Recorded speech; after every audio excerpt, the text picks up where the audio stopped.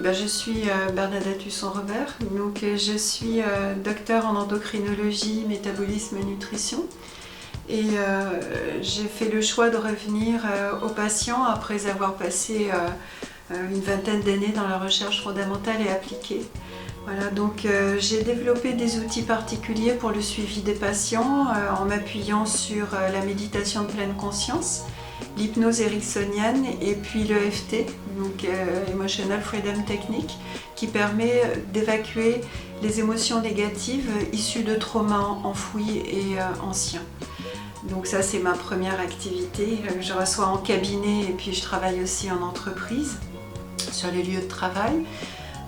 Je suis également conférencière scientifique de par mon passé dans les thématiques de la nutrition, du métabolisme, du stress. Et puis je suis aussi conférencière sur le droit des femmes.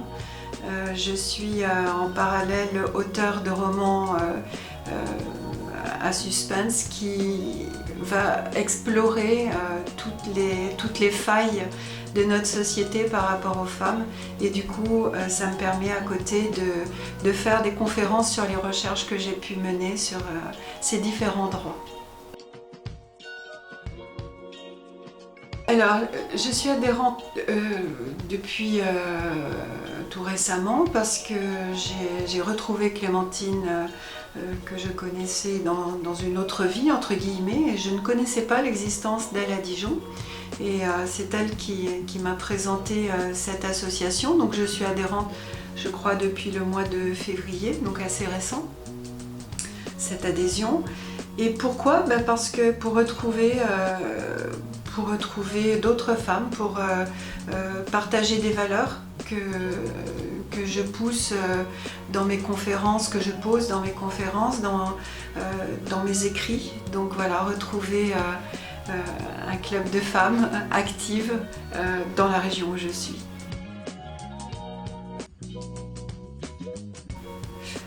Alors dans les Dijonnaises, il y en a deux qui me viennent à l'esprit d'hier.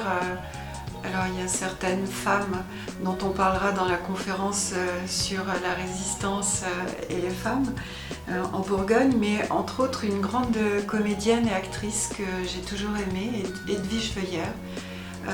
J'aimais beaucoup son incarnation, sa classe. Voilà, c'est une femme vraiment impressionnante.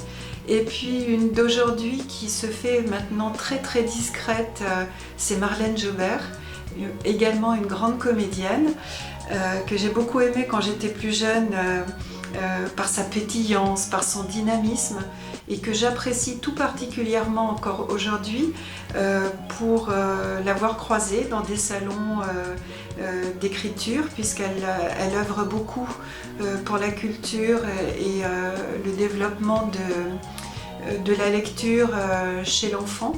Et elle s'investit encore dans beaucoup d'œuvres caritatives pour les enfants.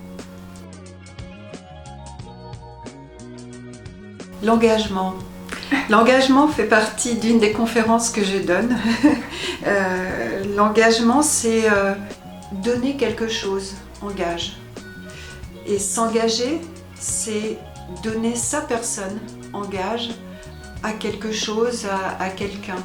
Et l'engagement pour moi est très parlant parce que c'est s'investir, c'est donner de son temps, donner de ses compétences, rechercher l'émulation aussi pour les autres et pour soi-même, retrouver des gens qui ont le même charisme, qui ont des idées peut-être différentes des miennes, mais auxquelles je pourrais les confronter pour essayer de construire quelque chose. Et pour moi, l'engagement, c'est essayer de donner de moi pour qu'autour de moi, les choses aillent mieux, les choses s'améliorent, avancent, pas simplement que pour les femmes, mais pour tout l'environnement dans lequel j'évolue. Voilà.